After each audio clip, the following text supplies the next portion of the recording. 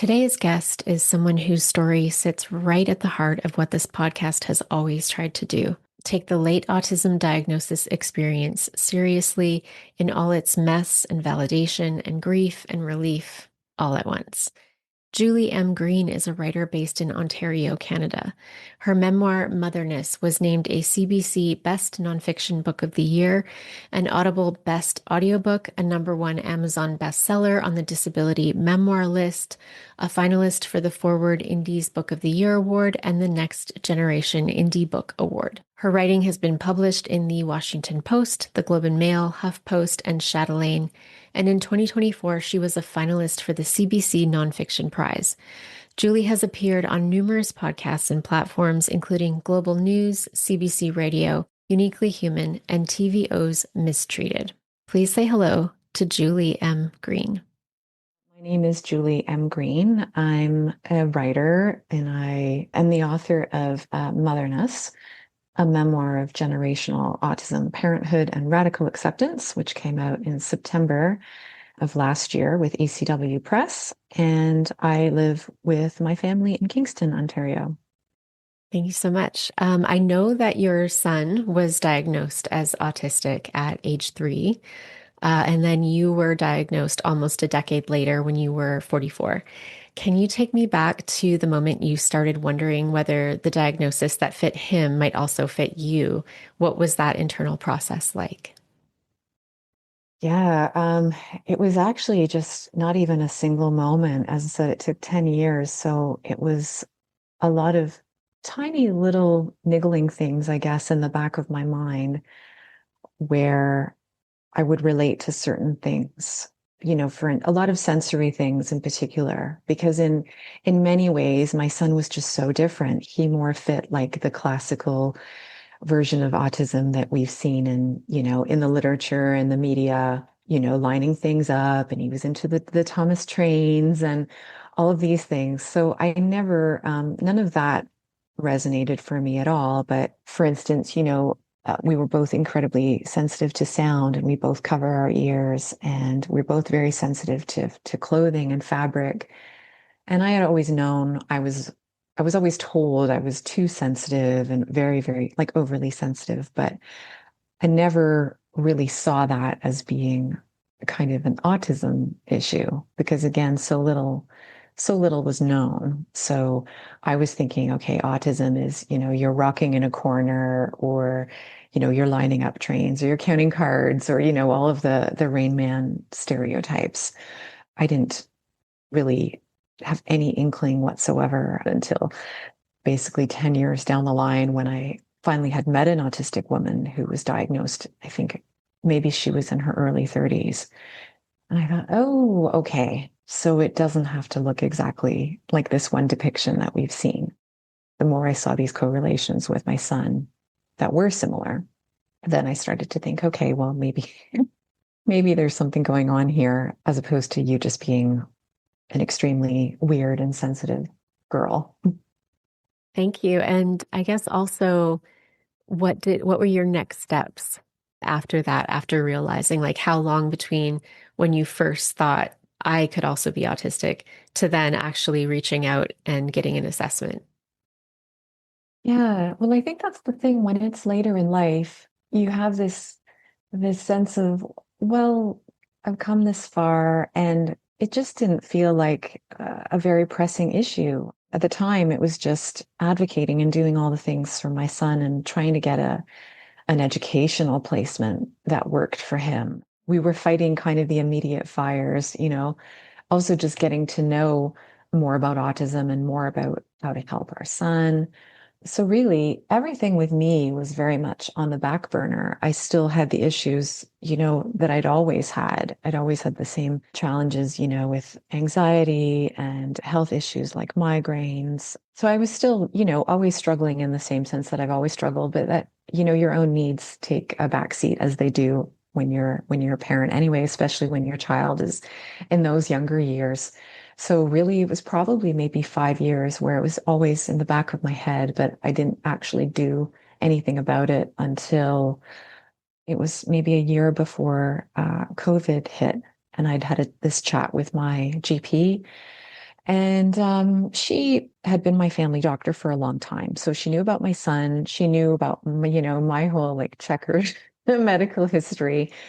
So she didn't really balk at the idea of me having this referral for an assessment, which was good, because I know in many cases women, will just be gaslit and the doctor will say, well, you have a career or, you're married. There's no way you can be autistic.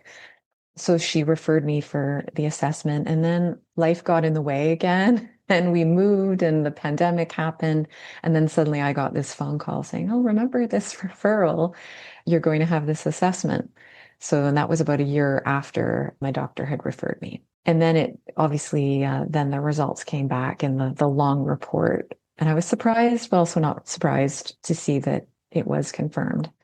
It's strange. It's everything at once, all at the same time. Because even though I believed it to be true and I suspected it, reading the words was still like, really? Really?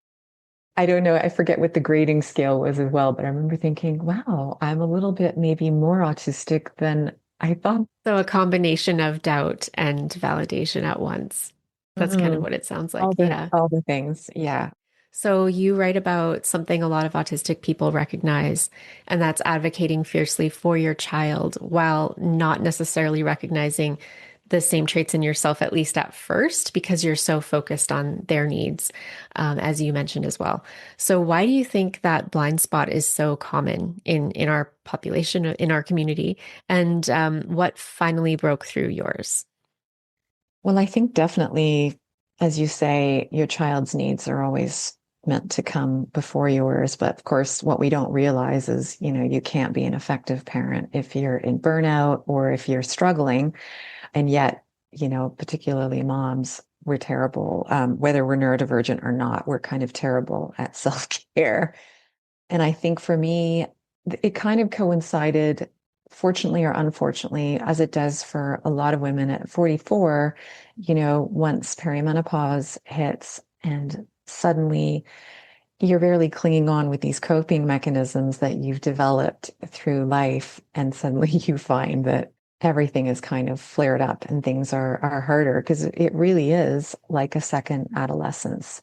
I have found that, and I know this is the case for a lot of women in particular, this is when they are diagnosed because everything seems to just get so much harder. Your sensory issues intensify, your executive function skills just drop, the brain fog, like everything is amplified. So, what you may have been able to ignore or just about get by before, those things kind of come crashing down and you're like, why am I having such a hard time? So I think that's why for a lot of people, that coincides with this realization and this late diagnosis, because you may have been masking or you may have been just getting by before. And then suddenly you find yourself in burnout or you find these autistic traits are kind of intensified and amplified in a way that they maybe weren't since you were younger, maybe since your childhood or teen years, again, in other stages of flux, hormonally or developmentally.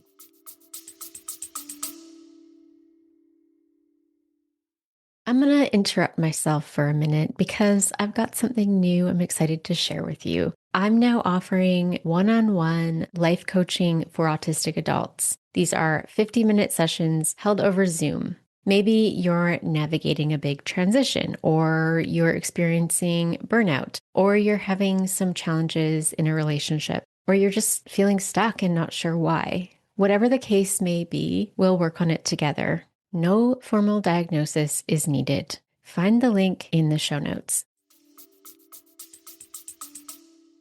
You also mentioned masking, so I know that's a thread that you talk about in your book. So looking back now, what do you think masking cost you? And is there anything it gave you that you're sometimes maybe reluctant to admit?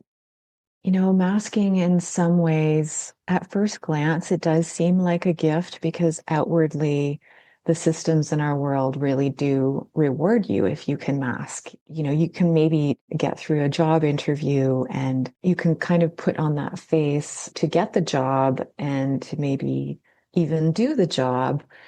Whereas, for instance, my son would have a harder time masking. People would know right away. So he would probably face more barriers right at the gate in terms of discrimination and maybe not even getting past an interview or even maybe not even getting an interview.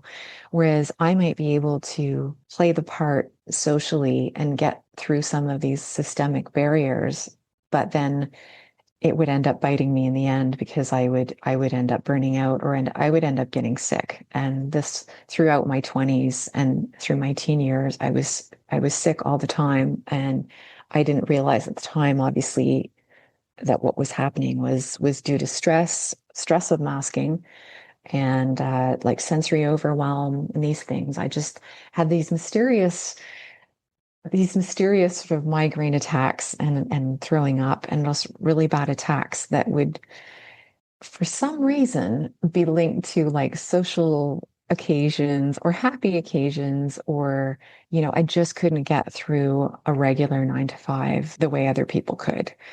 I was just always, always getting sick. So to me, that was like very much just a physical ailment. And I hadn't connected the dots that it was a result of the way I was masking, the way I was pushing always to not even just succeed, but yeah, just to be able to fit into these systems. So it got me through the door and through these systems, and it even allowed some success, but the fallout was obviously very, very bad in terms of physical health and mental health. And again, we're learning it's a really common experience, particularly for women or people who can mask. So it's a double-edged sword, absolutely. There are certain occasions where it's like, I think it's beneficial if I have to mask in order maybe to advocate for my son or to be taken seriously in a certain context. But in the long run, I think it's terrible for your health. And it's also terrible on a societal level, because what message are we sending if we're not seeing autistic people existing and being authentic? Then how are we supposed to have an inclusive society if we're not truly seeing people as they are? Long-winded Absolutely. answer. No, for sure. I'm And passionate about that, so yeah, and yeah. I feel like I'm still developing my view on masking because even personally, I don't always know what the difference is between my masked self and my unmasked self. Like it's so deeply ingrained. And the other part that I wanted to talk about was like I've gotten some comments, some kind of nasty comments online about uh not from autistic people, but about masking and how we do it on purpose to dupe others. And it's so not that, especially prior to identifying as autistic or being diagnosed as autistic. We had no notion that that's what we're doing. We're not purposely doing it. Like in my mind, at least, I thought everyone has to do this to get by, and I'm maybe just bad at it or something. If I have all these repercussions from being out in the world, you know? So there's just so many misconceptions about it. Absolutely. It's not a conscious thing at all, because I think it just starts so early. It starts in childhood. It's that instinct to want to fit in. And you realize if you do something else, then you'll either be ridiculed or you'll be excluded. Or, I think it's just a very human instinct to want to fit in. And it's not often, as you say, a conscious thing. And I mean, it's complex as well, I think, because especially for females, wrapped up in all of that is like just the people pleasing and the perfectionism. I feel like unraveling that, it's quite a few layers. So even just beyond masking, there's that idea of fitting in, but there's also just wanting to be a good girl, wanting to not disappoint or upset people.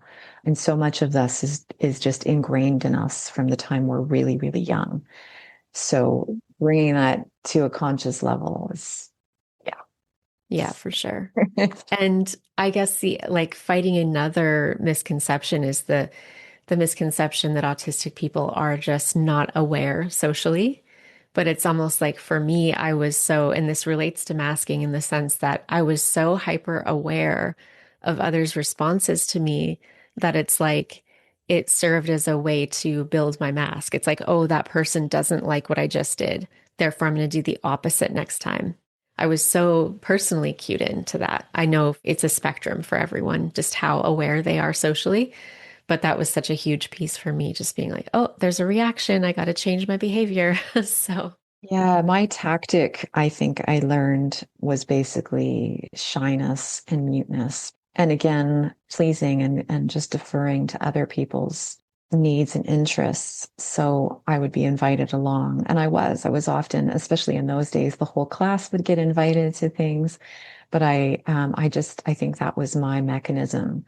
When in doubt, if you're not sure what to say and why risk saying the wrong thing, just kind of be there, but hang by the sides and just go along with whatever other people want.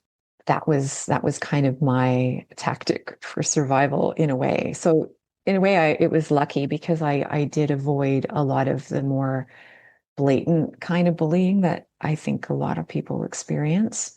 But I got it wrong sometimes too. I wouldn't get a joke, or there are other times where, yeah, it did come to the surface. But most of the time it would just be like, just be there in the background, just be as pleasing as possible. mhm.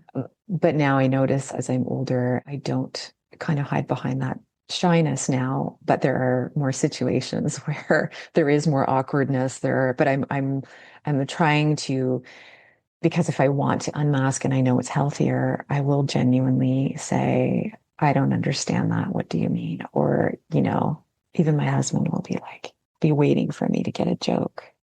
Minutes is like crickets. Well, you know, but you have to start somewhere. But as a child, that was kind of the tactic I learned, was to really just be the quiet girl. Because if you say nothing, you can't, there's no recrimination, there's no chance of getting it wrong.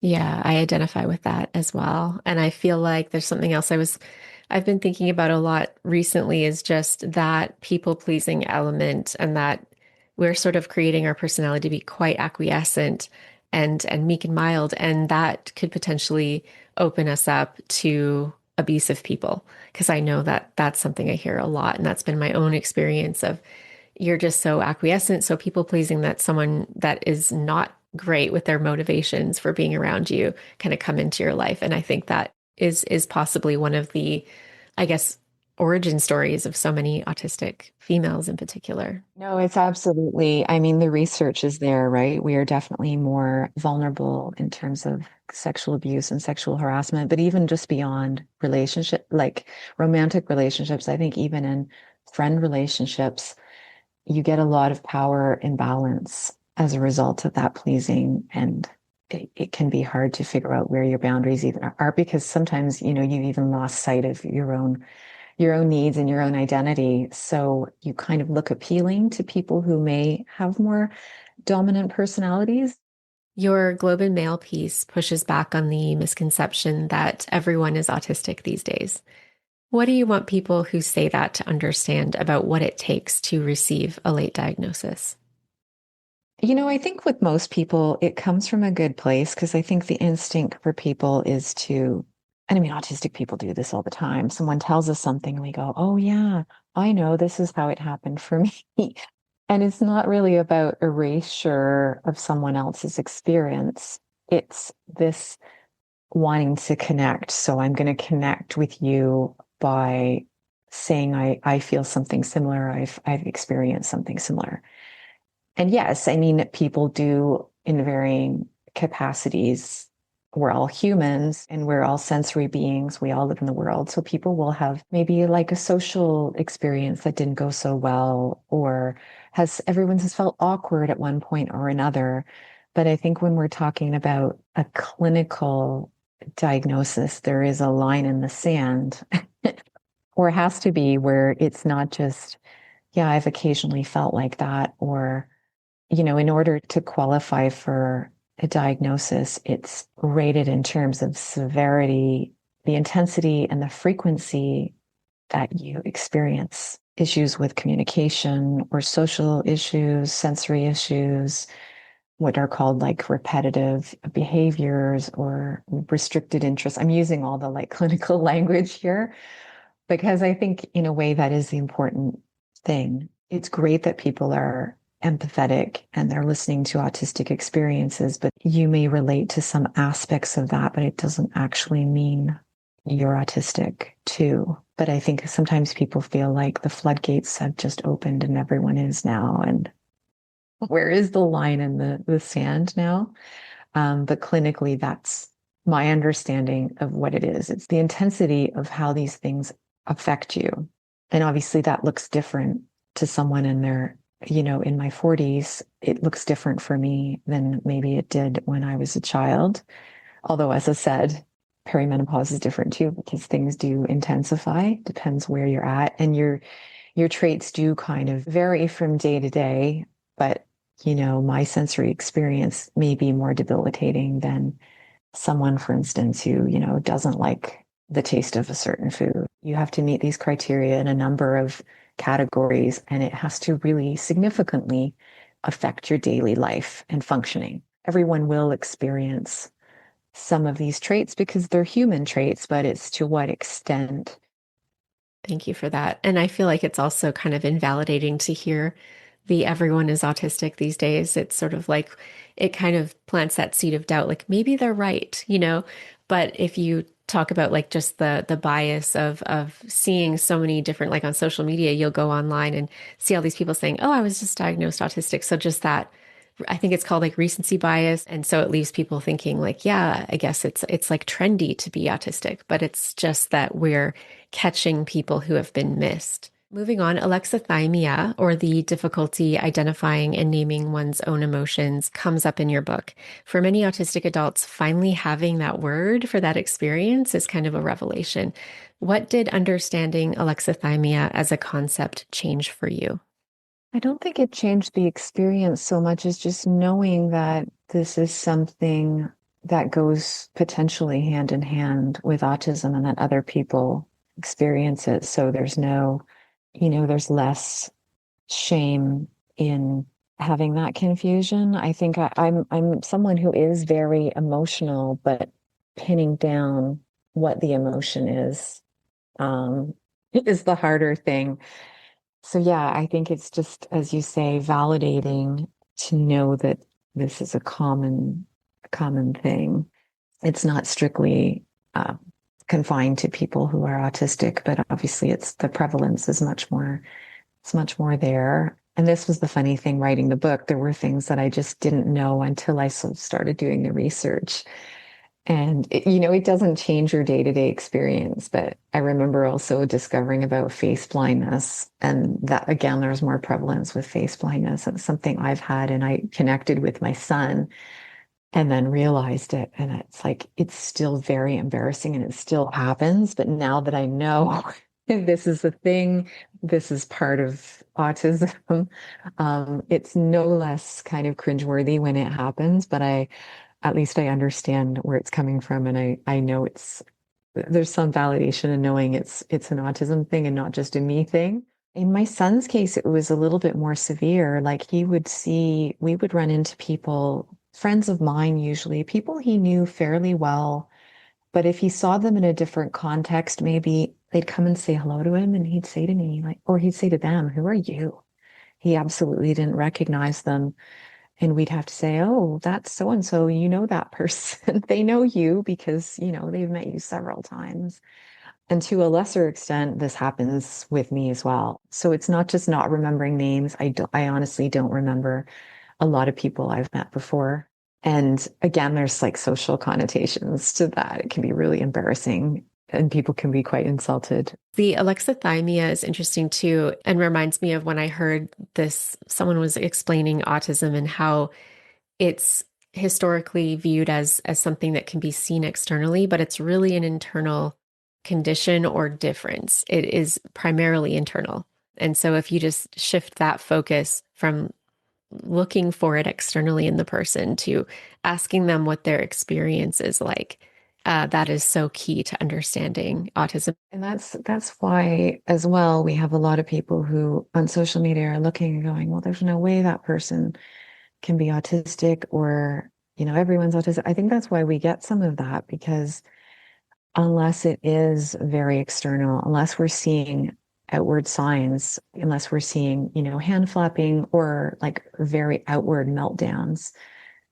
you don't really know This is the thing. People wouldn't know. They'll see me here. I can be really articulate. They won't see maybe the toll it will take. They won't see that I have to lie down and decompress, or they won't see when I have a very bad shutdown, or even my own versions of meltdowns, not frequent, but as you say, so much is internal, and we don't know what goes on privately behind open doors, and people can have it's variable as well. We can have a really good day functionally, and then another day, a lot of us still have imposter syndrome where you think, wow, I can't really be.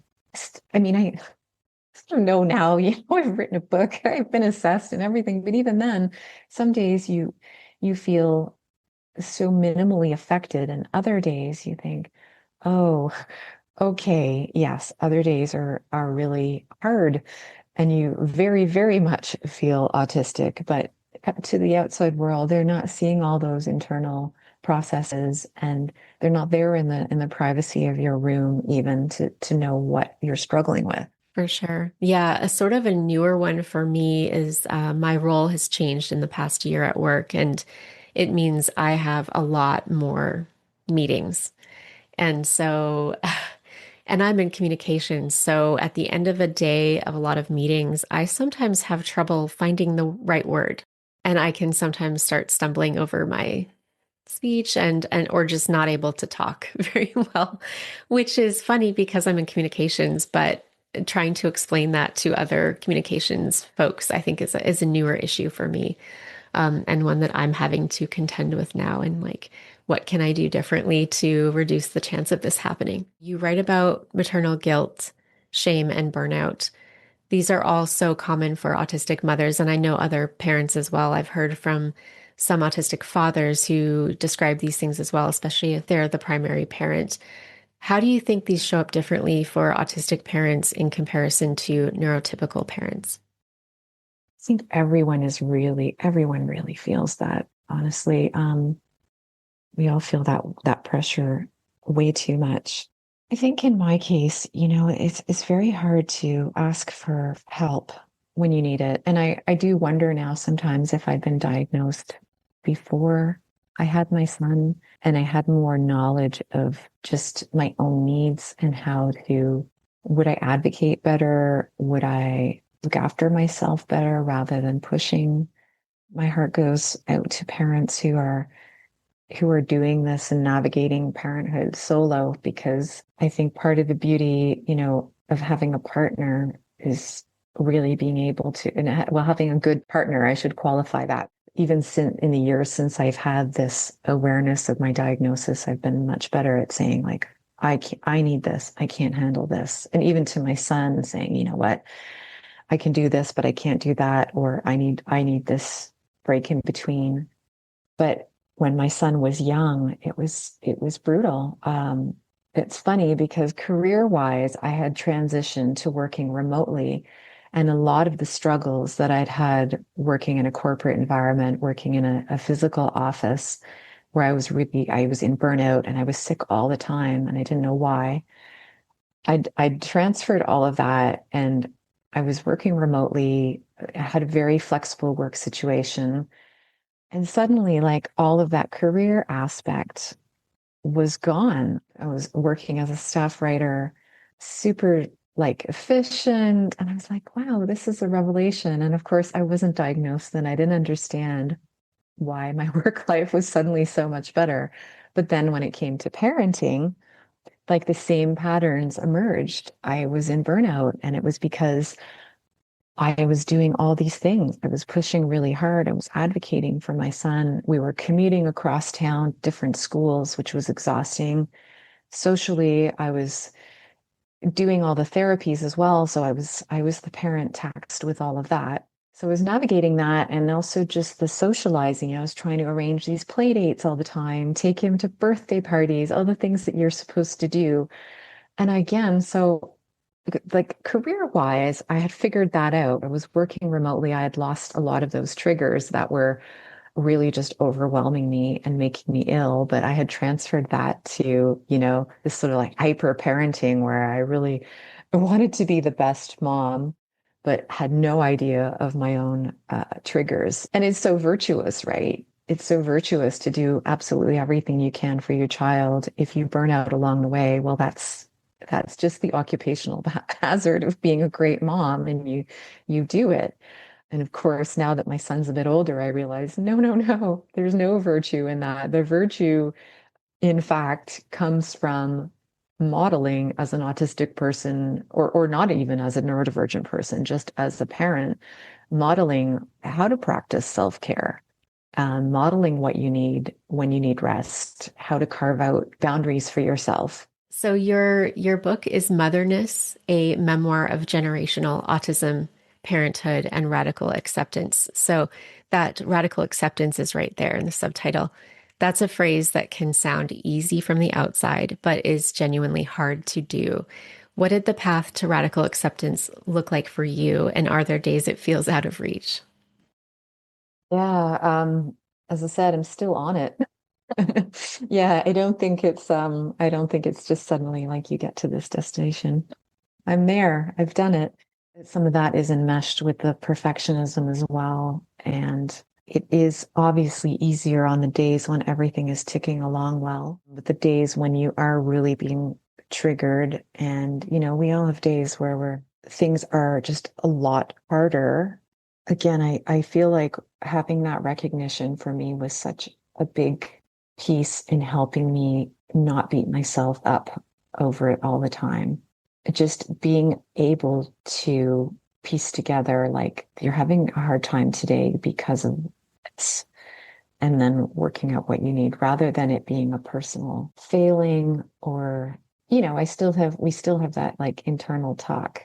But I think just understanding the correlation and where it's coming from in terms of autistic traits. I will still resent things some days. I'll resent the fact that I'm more tired than other people, or I can't achieve certain things, or, I can't like network maybe in the way that, that maybe I'm excluded in certain ways, or I'll still resent certain barriers in the world, or just even certain things that I'll feel like are my own shortcomings because of being autistic. But overall, I think I'm a lot more compassionate knowing it's stemming from being autistic, and that these are like legitimate, I think, physiological things. And now that I'm starting to equate so much with my nervous system and just this connection with the body, it's less about this like personal failing. And I'm not spending as much time just berating myself in terms of like, well, your personality is this, or, you know, like all the ways that it knocks your confidence. The acceptance, of myself and of my son, I mean, that's an ongoing process. Some days when things are going well, it feels easier, but it's not just something you arrive at. You just chip away at it, I think. I think it's helped my son as well, modeling and talking about the good things and the bad things, the hard things and the easier things. And I think he's got much more of an appreciation now of his difference, and he's getting much better at advocating. I've noticeably changed the way I parent him. I think when the younger years, I felt a lot of pressure through the various therapies, and just the narrative out there was so different. And I think the way I parent now is much more focused on connecting with him and talking about this acceptance and showing I accept him, rather than judging him or trying to fix him, or constantly this like self-improvement that I think there was so much pressure on me as a parent. And I think he felt a lot of that. And I think it was really damaging to his self-worth, in the same way my own self-worth was affected growing up, just thinking I was doing things wrong and that I was wrong. Having that framework is such a game changer, and that informs everything. But yes, obviously there are still days when it's really hard and you wish it wasn't hard. Yeah. I've found too for myself is having a therapist that is both Mm, knowledgeable about autism and also, comes from that framework of radical acceptance helps a lot too. And then for me, the other element that was so, so easy to at least absorb into my brain and help make a difference for myself was that understanding that We live in an environment that is built for almost like a very extroverted neurotypical, not neurodivergent folks, and certainly not introverted neurodivergent folks. So there's a whole generation or two of autistic women right now who are figuring out their own diagnoses partly by recognizing themselves and their traits in their own children. What do you want these parents to know from where you're standing right now? I guess just that message to cut themselves some slack, just look at themselves and extend a bit of compassion. I think we have so much compassion for our kids in some ways, and we're just so, so hard on ourselves as parents. Generally, when you're raising a neurodivergent child in a world, as you say, that isn't very accommodating, it's so hard to, especially if you're in a hard place, you feel like that is forever. And it's just realizing that you can be in a hard season and it's really just a season. I think the world is still definitely a hard place, but your personal circumstance things can change. We were in a really dark place with my son years ago, and it's just changed so enormously by like focusing on that connection. I think I've really focused on that connection with my child and accepting myself. And I think that has also spilled over to our relationship. You're still up against things in the world, and that's frustrating because you can only really work in your own little corner to do what you can. But I think a lot of people can feel really, really discouraged because they're going to feel all the pressures everywhere else to change and be someone else. So as long as you're really making sure they have that safe place to land with you as parents, and showing, what, that you don't hate yourself, that you can start to embrace these autistic traits. I'd like to see more autistic pride. It's Pride Month for a different way, Yeah. but it would be nice for autistic pride to be a thing in time and not to be this mark of shame that people grow up unconsciously masking in order to feel safe. Yeah, sort of changing from autism awareness to acceptance to pride and celebration, even. If a clinician who still thinks of autism as a primarily male condition picked up your book, Motherness, what would you most want them to take away from that? Well, they ought to really do their research. We know now, we always say autism is a spectrum, but we're still only looking at this tiny little spot of the spectrum. We're really not looking at it as a spectrum at all, I think. And I think things are getting better. Representation in the media is definitely getting better. There are lots of autistic women now speaking out. And again, like you said, knowing there are different profiles and that it's not going to look a certain way externally, they have to scratch the surface and I think know what they're looking for. I think there are still telltale signs that would point to autism in females that we're learning about. Our interests still may be more socially appropriate, but you'll still notice some social difficulties and things if you scratch the surface. You may notice there's more prevalence of things like eating disorders, just a whole host of things. I think even some of the diagnostic testing is there are testing methodologies to see to what extent they're camouflaging or masking. So I think we're starting to realize that autism can look different. And again, not all females present a certain way either. Like, I don't want us to slide the other way and think all females look a certain way. My presentation was a certain way. Doesn't mean it's going to be for others. But again, there are these hallmark criteria for a reason. So females or males will still adhere to those. It just may look slightly different. If people want to find you, where can they go? So I have a weekly newsletter, Substack called The Autistic Mom. I post an essay there every Tuesday. It's free. The archive is paywalled, but it's free every Tuesday. So there's lots of things there about parenting, but also just about being late diagnosed, things through the lens of radical acceptance. Obviously, motherness is out now everywhere. Yeah, that's pretty much where I'm at. If you want more from Julie, as she mentioned, she writes a newsletter on Substack called The Autistic Mom. You can also find her on Instagram at juliem.green. And then Motherness is available everywhere books are sold, and I'll have links to all of this in the show notes. I also want to say a huge thank you to Heath, first fan of the other autism. Heath bought me 10 coffees through Buy Me a Coffee.